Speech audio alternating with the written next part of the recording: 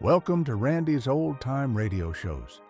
Tonight, join Mr. Keene as he uncovers lives touched by love and loss. Behind every missing person is a story waiting to be solved. And with every turn of the tale, the mystery draws you closer.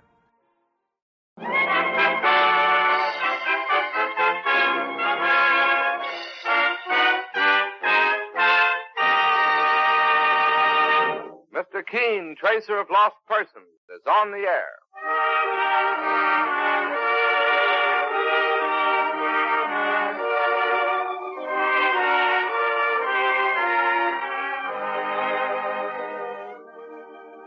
Ladies and gentlemen, Colonos Toothpaste presents Mr. Keene, Tracer of Lost Persons, one of the most famous characters of American fiction and one of radio's most thrilling dramas.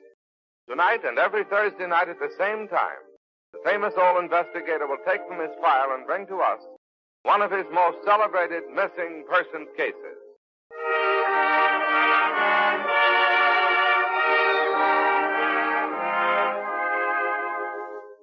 Has your dentist ever warned you not to use anything harsh or gritty when cleaning your teeth? If so, you'll be glad to know that Colonos toothpaste contains no grit, no pumice, nothing that could possibly scratch precious tooth enamel. While Colonos helps clean and polish teeth with unsurpassed effectiveness, it does so with complete safety. And remember this, Colonos tastes as bright as it cleans. You'll love the fresh, clean, cool feeling that Colonos gives your whole mouth. It's a grand waker-upper of mornings, a grand picker-upper. Smoke too much. Tomorrow, join the thousands who start their day the Colonos way. And get Colonos at any drugstore tonight. K-O-L-Y-N-O-S. Colonos toothpaste.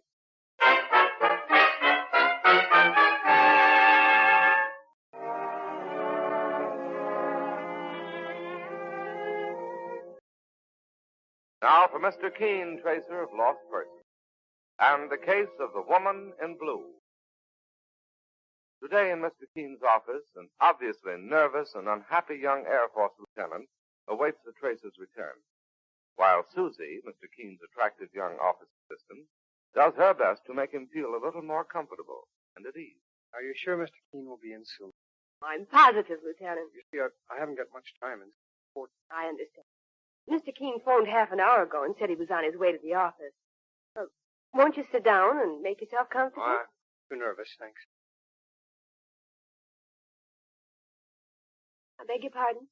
Oh, I was just talking to... Oh, I'm terribly sorry. I upset the ashtray. Oh, that's quite all right. I'll get it. Here, let me... I'm sorry. I hit your head like a clumsy... If you don't relax, Lieutenant, we'll both be nervous wrecks. Oh, here's Mr. Keene now. Morning, Susie. Good morning, Mr. Keene. Your mail's inside. Thank you. This is Lieutenant Lanson, Mr. How do you do? I'm very glad to know you, sir. Could I see you for just a few moments, Mr. Keene? I have a favor to ask of you, and Come into my office, Lieutenant. Thank you, Mr. Keene. Careful, Lieutenant. You don't want to knock the typewriter over. Oh, I think I've done enough damage already. This way, Lieutenant. Please sit down. Well, thanks, but I just... All right. Suit yourself. Now, what's the trouble? Well, first of all, I'd like to say that the reason I'm in such a hurry is because I'm going back overseas in 2 weeks when my leave expires. I'm in the Air Force. Yes, I noticed your wings. I also noticed you're wearing a Distinguished Flying Cross ribbon and 3 oak leaf clusters. Yes, sir. Got them all in the South Pacific. Well, good for you. Well, I hope to be sent to England this trip. And if I could only see Francia again before I leave... Francia? Yes, sir. Mr. Keene, I don't think you're the answer to the lovelorn column, sir, and I know you're not dealing in service for the lonely hearts. Not exactly. But, well, time is short. You see, I fell in love with a girl at a masquerade party 3 nights ago. And, well, she fell in love with me. She gave me her address, and when I went there the next day, the maid let me in, well, in a most mysterious manner. And then also with great mystery, she announced that Miss Francia Jones had gone away 2 days before and would be gone indefinitely. I see. Said there was no way to reach her, and, well, I could feel myself being pushed out of the house. I'm sure, sir, that something rotten is going on there. Something has happened to Fran. You mean you believe there's been foul play, Lieutenant? Well, if Francie had left town 2 days before, how did I come to meet her at a party just the night before? Obvious the maid wasn't telling the truth, but it may have been for different reasons than you suspect. Would a girl leave a guy flat without a word of explanation after telling him... Well, after telling him... What? Well, the things she told me. Now, let's relax, Lieutenant. This thing may not be as bad as you think it is. Well, then you'll help me, Mr. King? I'd like to know who wouldn't help a man in uniform. Just a moment. Yes. Susie, would you come in here with your book, please? Yes. I want Susie to take down certain details concerning Miss Jones. Oh, I'll be glad to give them. Yes, Mr. King? Susie, I'd like you to get the usual details from Lieutenant Lanston in regard to the missing person. Yes, sir. Now, what is Miss Jones' address, Lieutenant? Are you going over there now, sir? Well, the first thing I want to do is to find out why the maid told you that story. Address is number 18 Wickersham Road in Westchester. And where can I get in touch with you? Oh, I'm staying at the Hotel Page. Right. Call you there just as soon as I have some word. Oh, thanks very much, Mr. It means a great deal. I'm glad to help if I can. When Mike Clancy calls Susie, would you please ask him to meet me at that Westchester address? Yes, I will, Mr. King. And tell him to wait outside the house for me. And I'll see you soon with good news, I hope, Lieutenant. Well, thanks again, sir. Who is Mike Clancy? Mr. King's assistant. Oh, I thought you were his assistant, Miss... Oh, I'm one of his office assistants. And I wish you'd just call me Susie. There's no need to be formal. All right. My name is Don. Don. Now, the lady's name, please. Miss Francia Jones. And her age? Oh, I'd say she was about 4. That's my age. Color of hair? What? What color of hair does Miss Jones have? I don't mean to sound like a police sergeant taking notes, but we need all those details. Of course, I understand. She has, well, honey-colored hair. Honey-colored? Yes. Her hair is about your color. Oh, I see. Eyes? Beautiful. What color? Oh, green. Height? Just high enough to make a wonderful dancer. Oh, about 5'4". Weight? Oh, about... Well, let's see. I'd say... Well, 140. 140? Why, she must be... Must be what? Nothing. Oh, she's not fat. Oh, gosh, no. She's no heavier than you are. I weigh 112. Oh. Well, then, that's what Francia would. I've never met a man who had any conception of what a woman should weigh. Why, good heavens, if I weighed 140... Well, let's not go into that. Any other details that would make her easily identifiable? Scars or birthmarks? No scars. But what a smile. And when we met, she was wearing a dazzling light blue evening gown. She was, well, a vision in sort of starlight. Well, the smile won't help, and neither would the evening gown. Well, is that all? Yes. Well, I guess I'd better go now. We know where to get in touch with you, Lieutenant, if we need any further details. Yes. Thanks a lot. Oh, Lieutenant. Yes? Don't worry. Mr. Keene will find her for you, I'm sure. Oh, I hope so. Thanks for being so nice. So long. Goodbye. And good luck. Honey-colored hair. Green eyes. 5 feet 4 inches tall. 112 pounds. Why, he could just as well have been describing me.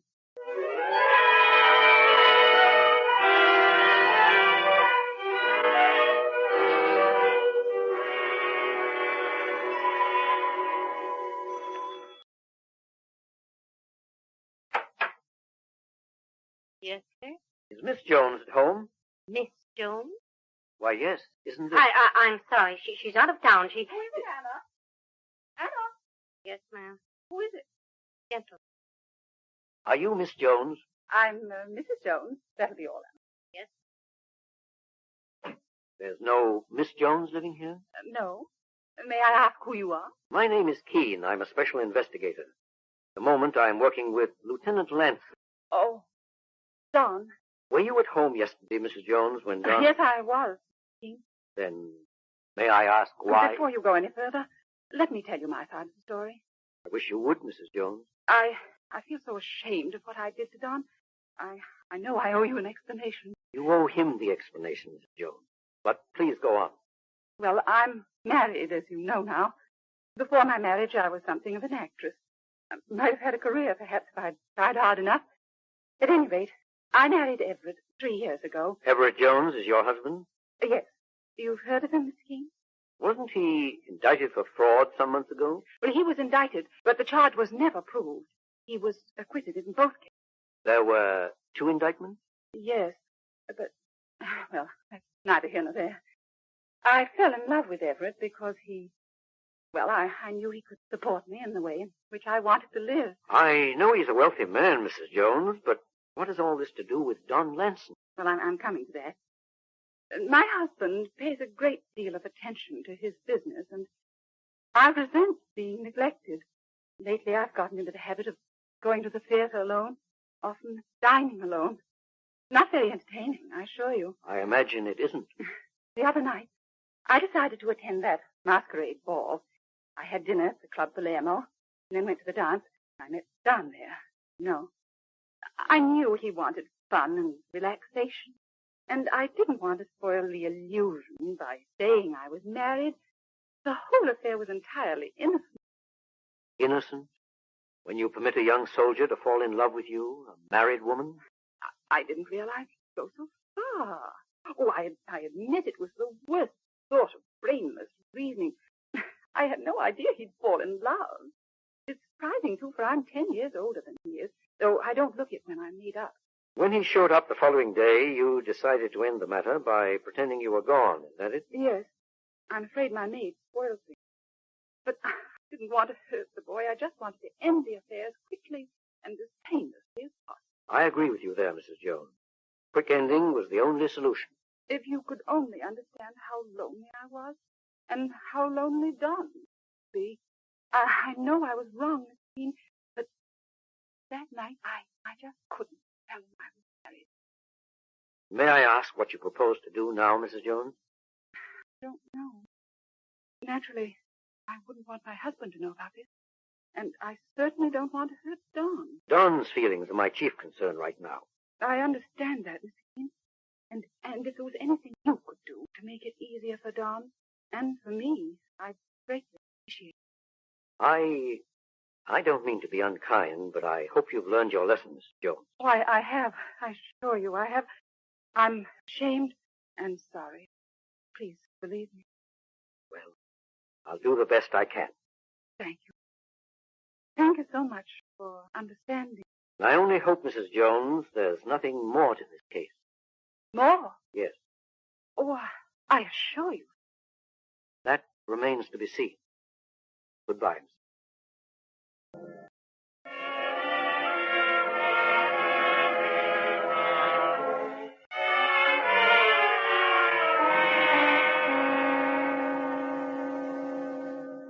And that's all she told me, Mike. Well, now, did it sound like the truth, Mr. Keene? Sounded that way, yes. Ah, but she said she was an actress, sir. That's right. And she had no trouble pulling the wool over the lieutenant's eyes. Evidently not. Then maybe this is all just a gag. How do you mean, Mike? Well, I mean, sir, that, maybe the husband is in on it. Frankly, I had the same thought. Sure, who knows what they may be trying to pull on this lad, Mr. Sure, the husband's had a brush or two with the law before, but... Could it be possible that anyone would be low enough to use a soldier, a man who's risked his life for his country and his people, time and time again, as a catch-all? Well, she didn't seem to have any worries about stringing the lad along in the first place, sir. You may be right, Mike. And if you are, I'll make them both regret it as long as they live.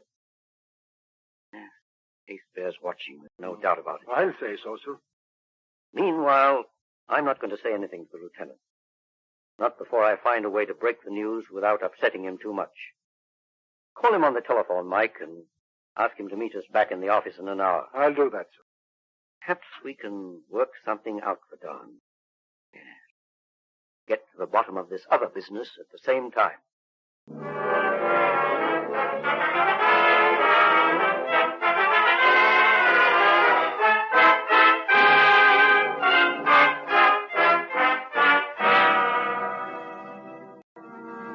In just a moment, Mr. Keene will continue with the case of the woman in blue. Meanwhile, if your own dentist or physician has at some time given you an envelope containing Anacin tablets, you're already familiar with this highly effective pain-relieving agent. For Anacin relieves the pains of simple headache and minor neuralgia incredibly fast. And here's the reason. Anacin is like a doctor's prescription. That is, not just one, but a combination of active and medically proven ingredients. Anacin comes in handy boxes of 12 and 30, or bottles of 50 and 100 at any drugstore. Take only as directed.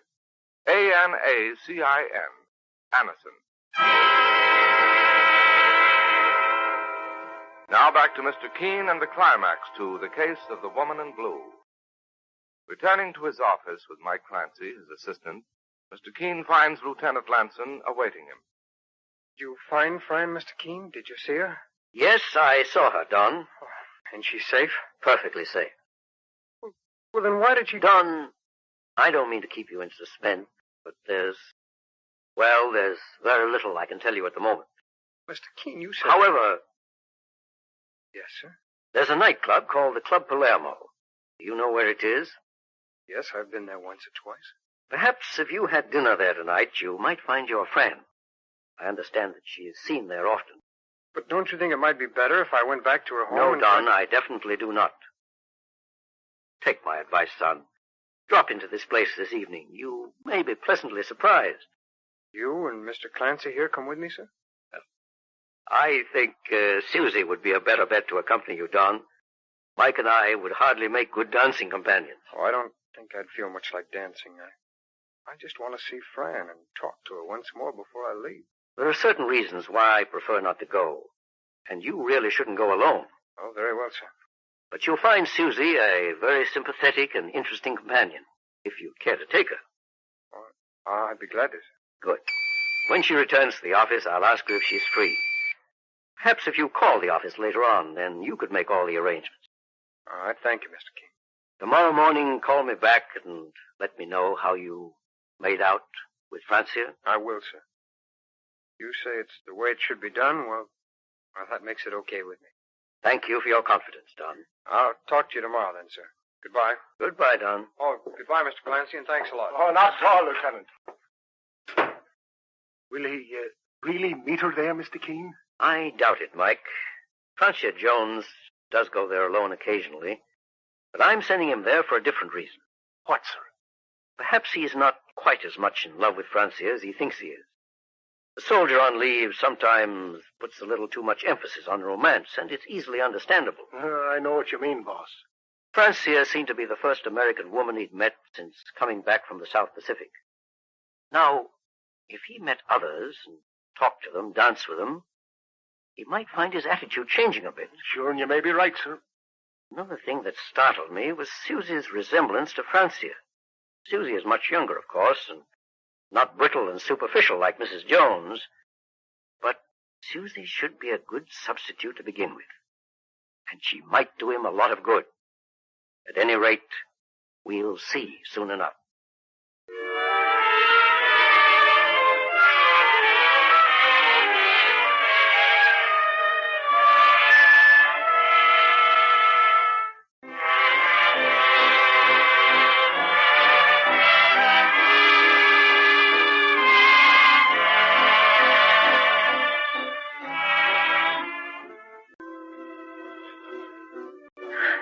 Wonderful place, Donnie. It's so glamorous. Yeah, I rather like it myself, Susan. Oh, it was very sweet of you to ask me to come. Do you see Francia in the crowd? No, not yet. Oh, perhaps she hasn't arrived. It's awfully good dance music, don't you think? Yeah, it's a pretty good band. Oh, I'm sorry. Would you like to dance, Susan? Oh, I'd love to. There's no point in just sitting here watching the people come in, is there? No. Oh, Susie, I'm sorry. That wasn't a very tactful thing to say. Well, that's quite all right. I understand, Don. Well? Huh? Oh, the dance. Well, sure. Let's go, huh?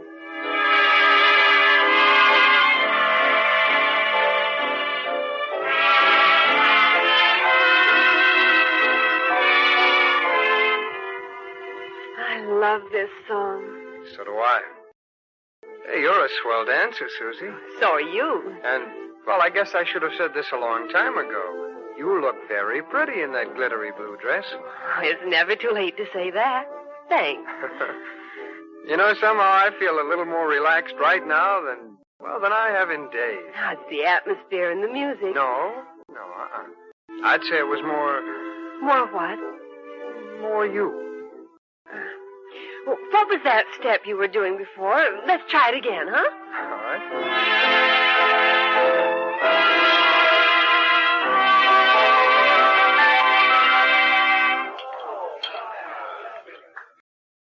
Oh, do you know how long it's been since I had lobster thermidor? I guess they don't serve a dinner like this out in the South Pacific. K-rations are a banquet out there. You know, we think we know what you soldiers go through, but we really don't here at home. Oh, we're not kicking. Got a job to do, and we do it, that's all. Where'd you get that ring, Susie? Oh, it's a graduation ring. Oh, I know that, but I mean, what school? Oh, you wouldn't know it. It's a small college out west. Oh. Do you have any folks here in New York? No, I live alone. Oh, that must be tough. Not really. I read a lot and go to concerts. Do you like concerts? Oh, I'm crazy about them. But let's talk about Francia. I know you'd prefer that. Well, I remember discussing music with her. She wasn't very interested, I guess. Susie, who's your favorite composer? Bach. That's mine, too. Well, strangely enough, I also like Gershwin. Well, so do I. Well, tell me some more about Fran. She must be charming. Wow, she's very beautiful. She speaks like, well, you know, like an actress. With distinction? Yeah, that's it. You know, Susie, you have that quality, too. In a different way. A way I like. She a good dancer, too? Very good. And that reminds me, so are you. How about another dance? Love it. Let's go.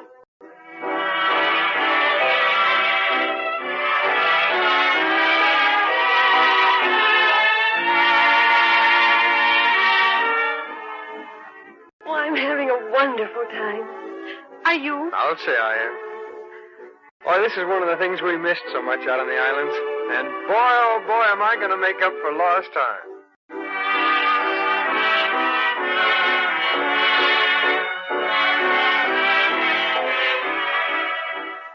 No sign of Francia yet? I don't see her. Look, here's a new step I picked up, Susie. I think you'll like it.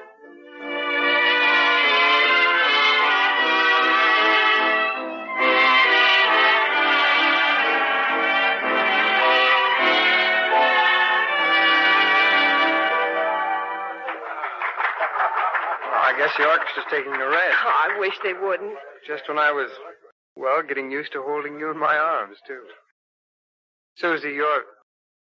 Well, what's the matter, Don? What? Look, there's Fran sitting at that table over there with a man. Oh, will you go on over and speak to her, and I'll... No, Susie. No, you're my date for tonight. Besides, well, I'll just say hello to be polite. Come on. Good evening, Fran. Don, how are you?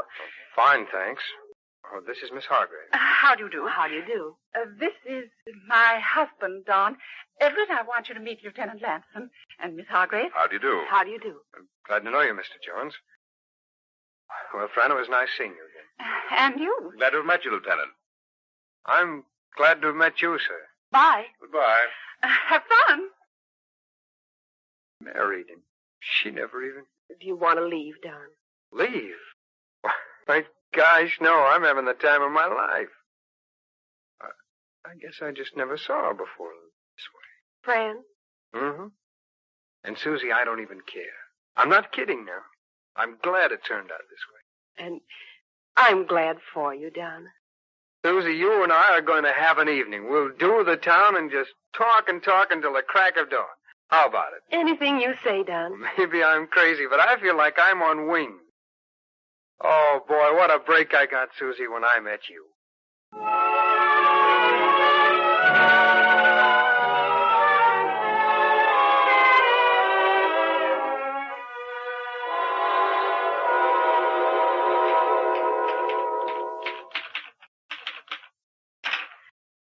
Dear, if I keep making these mistakes.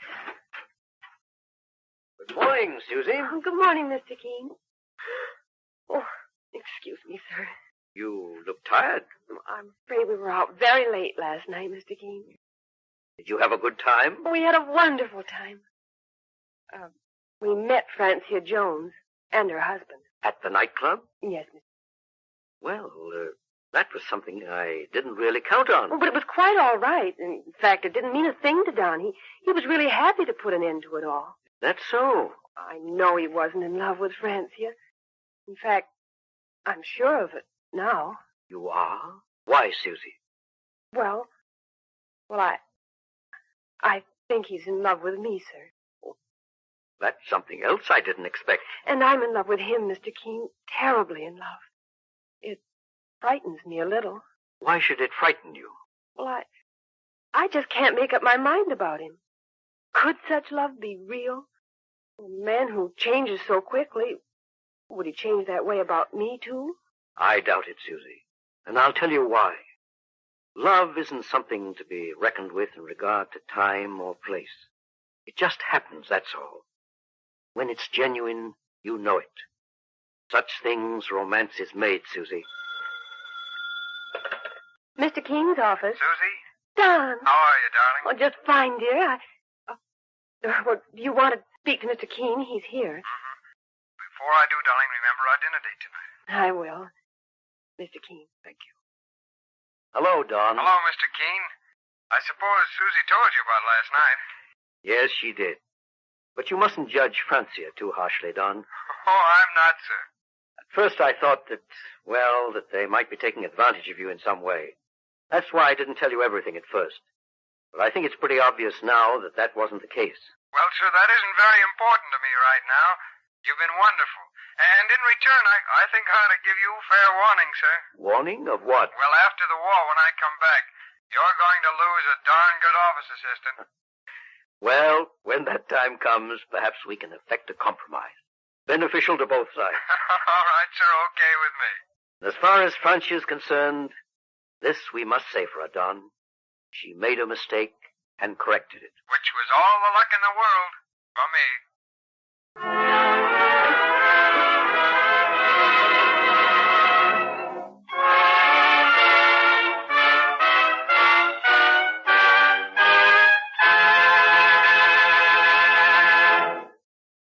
Well, folks, that's it for this episode here at Randy's Old Time Radio Shows.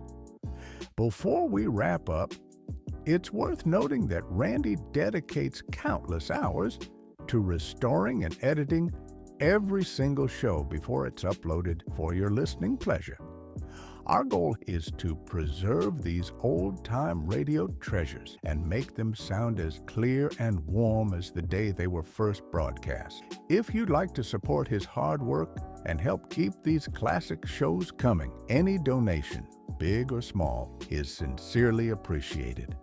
You'll find donation links in the description below. Or if a QR code appears on your screen, simply point your phone's camera at it and follow the prompts.